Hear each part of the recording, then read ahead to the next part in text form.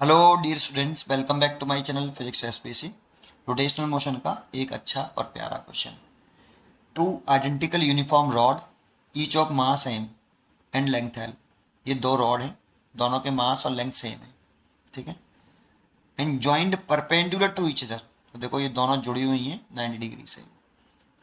As an axis passing through the junction, तो junction ये हो गया, यहाँ से पास हो रही है। And in the plane of the rods, rod का प्लेन ये है और इस प्लेन में ही आपकी ये एक्सेस भी है, इसी एक्सेस प्लेन में लाई कर रही है axis. Then the moment of system about the axis, पूरे सिस्टम का मोमेंट ऑफ इनर्शिया पूछ रहा है। देखो इसका एक फॉर्मूला मैं आपको पहले ड्राइव कराऊंगा, उस फॉर्मूले को आप डायरेक्टली लर्न कर लेना फिर, ठीक है। फिर ये आसान हो जाएगा। चलिए सोल्यूशन, सबसे बड़ा कंसेप्ट यही है बस केवल, और इजी डेरिवेशन है सारा सा छोटा सा। तो देखो मैं क्या करता हूँ कि एक axis of rotation pass out करता हूँ ये, और यहां एक रॉड बना लेता हूं ऐसे, ये रॉड है और इस रॉड की जो मास है वो एम है और लेंथ एल है, और इस एक्सेस के अबाउट इस रॉड का मोमेंट ऑफ इनर्शिया आपसे निकालना है, और ये एंगल में थीटा लेट कर लेता हूं। देखो एक रॉड बना ली मैंने एक तरह से, है ना। तो पहले आप इस एक्सेस के अबाउट इस रॉड का मोमेंट ऑफ इनर्शिया निकालिए। तो देखो डेरिवेशन करा रहे हैं, तो आपको ये तो पता ही होगा कि एक पॉइंट मास हो और इस एक्सेस के अबाउट मोमेंट ऑफ इनर्शिया निकालना हो इस पॉइंट मास का, तो परपेंडिकुलर डिस्टेंस लेते हैं आपकी पॉइंट मास से रोटेशनल एक्सेस तक की, और इसके अबाउट जो मोमेंट ऑफ इनर्शिया होता है एम आर स्क्वायर, ये पॉइंट मास के लिए होता है ऐसे। लेकिन ये रॉड में तो कंटिन्यूस मास है ना। अब इसका डेरिवेशन करेंगे इस फॉर्मूले से हम। तो एक पॉइंट मास हो, लेकिन ये ध्यान रखना आर क्या है, पॉइंट मास और एक्सिस के बीच बीच की परपेंडिकुलर सेपरेशन है, perpendicular distance between mass and rotational axis, ठीक है। ये ध्यान रखना है, ठीक है। अब क्या करें, अब ये कंटिन्यूस मास है तो हम क्या करें, तो इसे छोटे छोटे अनंत भागों में स्मॉल पॉइंट मास में तोड़ लें, ब्रेक कर लें। इस रॉड को वेरी स्मॉल पार्ट में, अनंत पार्ट में, इन्फिनिटी पार्ट में ब्रेक कर लें, और उसके एक पार्ट को हम पॉइंट मास मान सकते हैं। तो मैं कोई सा भी एक पॉइंट मास मान सकता हूँ। मान लो यहाँ से मैं यहीं पर x बराबर 0 कह रहा हूँ, इससे x दूरी पर जाकर मैंने एक स्मॉल सा सेगमेंट काट लिया। ये स्मॉल सेगमेंट मैंने काटा, कितनी दूरी पे जाके काटा, इस जगह से x डिस्टेंस पे जाके काट लिया, ठीक है। और इसकी लंबाई कितनी है, ये वाली, ये dx स्मॉल सेगमेंट काटा है मैंने dx। इसका मास में इसे पॉइंट मास एज्यूम कर सकता हूँ। ऐसे इसमें बहुत सारे इनफाइनाइट पार्ट में मैंने ब्रेक किया है इसको, dx dx dx dx बहुत छोटे छोटे, ठीक है। नहीं तो इसको मैं क्या एज्यूम कर सकता हूँ, इसको मैं एक पॉइंट मास एज्यूम कर सकता हूँ, उसका मास दिया है। अब इस पॉइंट मास को मानकर इस एक्सेस के अबाउट में मोमेंट ऑफ इनर्शिया निकाल रहा हूं, तो इसको पॉइंट मास मानना हो, ठीक है।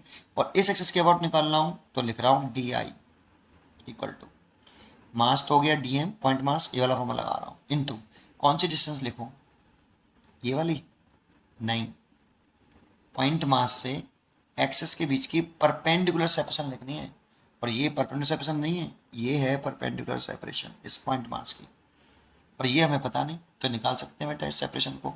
मान लो अभी ये आर है, तो D M into R square, और आर निकालूं तो इस ट्राइंगल में साइन थीटा लगा दूं, तो sine theta is equal to perpendicular हो गया आर और हाइपोटेन्यूस हो गया एक्स, तो आर इज इक्वल टू आ गया एक्स साइन थीटा, ये देखो। और यहाँ रख दें, तो D M is equal to X square sine square theta, ये डी आई आ गया।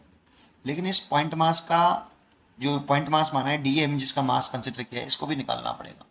कैसे, अब एल लेंथ का मास कितना है एम, तो इसमें जो मास डिस्ट्रीब्यूट है रॉड में वो लेंथ में डिस्ट्रीब्यूट है, और लेंथ में डिस्ट्रीब्यूट है तो लीनियर मास डेंसिटी से कर सकते हैं, मास पर लेंथ से। तो 1 मीटर लेंथ का मास कितना होगा, एम बाई एल, इसे लीनियर मास डेंसिटी बोलते हैं, किलोग्राम पर मीटर।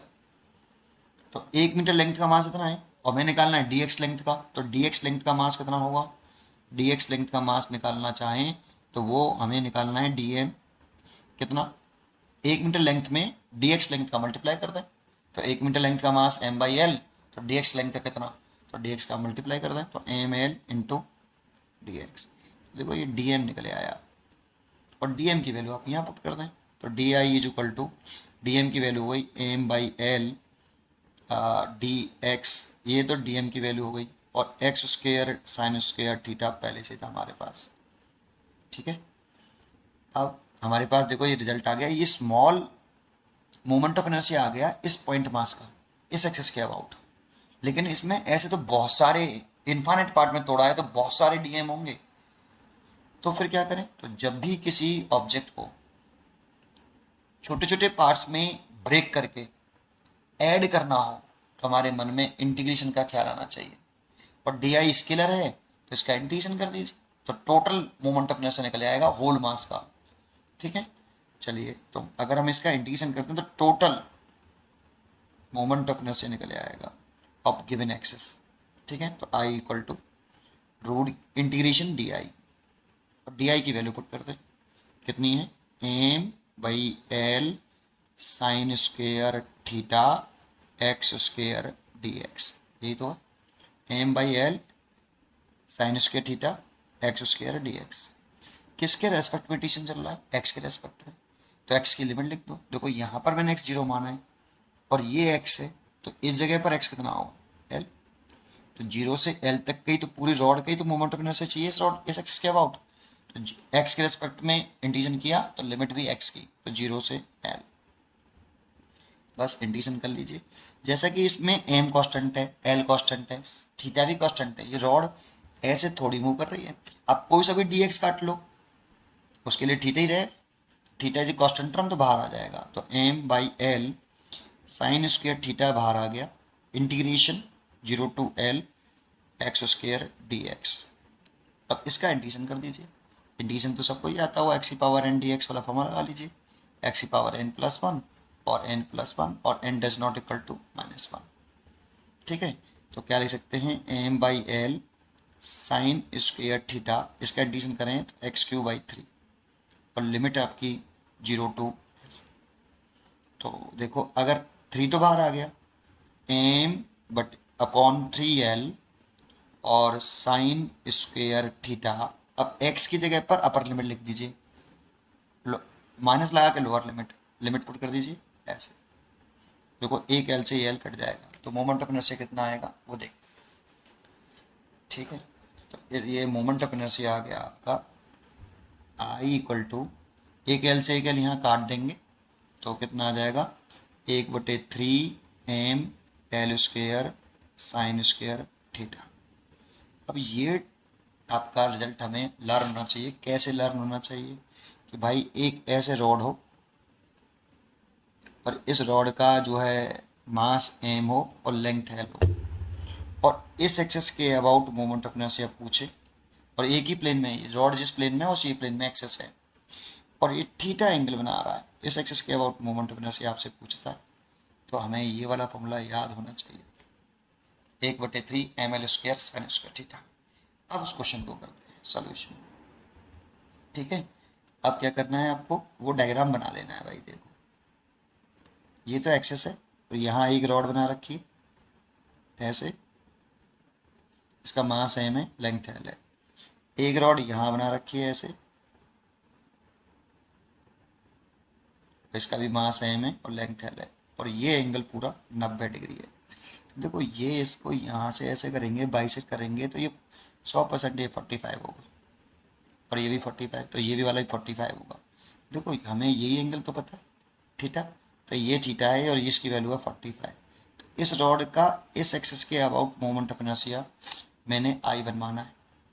ठीक है, इस रॉड का, और इस वाली एक्सिस रॉड का इसी एक्सिस के अबाउट मोमेंट ऑफ इनर्शिया मैंने I2 माना है, और ये भी 45 ही होगा। देखो थीटा, और दोनों का मोमेंट ऑफ इनर्शिया निकाल के ऐड कर दो तो मोमेंट ऑफ इनर्शिया निकल आएगा। तो I1 कितना बेटा, तो I1 इज इक्वल टू, ये वाला फॉर्मूला लगा रहा हूँ, ये वाला 1/3 m l square sine square theta, तो 1/3 एम एल स्क्वायर, देखो इसका मास है एम भी एल, लेंथ भी एल है, ठीक है, इस बात पे ध्यान रखना। और एंगल कितना है 45, तो साइन स्क्वायर 45 ये। और ऐसे ही इसका निकालेंगे तो 1/3 एम एल स्क्वायर, इसका भी मास एम है, लेंथ एल है, और ये भी इस एक्सेस से थीटा ही एंगल बना रही है बेटा, दैट मीन्स 45 डिग्री बना रही है। तो ये भी साइन स्क्वायर 45 डिग्री। अब दोनों एक्सेस के दोनों रॉड का निकल आया इसी एक्सेस के अबाउट, दोनों को ऐड कर दो। तो ऐड कर दें तो आई इज इक्वल टू कितना, ठीक है, नहीं आई मान लेते हैं इसको। अब इसको सिस्टम लिख देता हूँ, आई सिस्टम, पूरे सिस्टम का I1 प्लस I2, दोनों I1 I2 इक्वल हैं, तो इसे I1 और I2 इक्वल हैं, तो इसीलिए 2I1 लिख लेता हूँ। और I1 की वैल्यू पुट कर देता हूँ, 2I1 की वैल्यू है 1/3 एम एल स्क्वायर, और साइन 45 की वैल्यू है 1/√2, और उसका है होल स्क्वायर। तो देखो ये 1/3 एम एल स्क्वायर, और ये 1/2 हो जाएगा, 2 से 2 कैंसिल, तो 1/3 एम एल स्क्वायर आ जाएगा पूरे सिस्टम का। अगर आपको ये फॉर्मूला डायरेक्टली याद हो ना तो ये फटाफट निकले आएगा, लेकिन ये आया कैसे ये एक बार पता होना चाहिए, ठीक है, एक बार तो पता होना चाहिए। और सोचो अगर ये रॉड में थीटा 90 डिग्री होता, तो जानते हैं रॉड ऐसे हो जाती है ऐसे, और थीटा 90 डिग्री साइन 90 के लिए 1, तो 1/3 एम एल स्क्वायर, रॉड के वन एंड से पास होने वाले एक्सिस के अबाउट कितना होता है ना, परपेंडिकुलर हो और रॉड के एक एंड से पास हो रही हो, तो 1/3 एम एल स्क्वायर होता है। ठीक है, उम्मीद करता हूँ कि आपको ये जरूर समझ में आया होगा। पढ़ते रहिए और खुश रहिए। Thank you.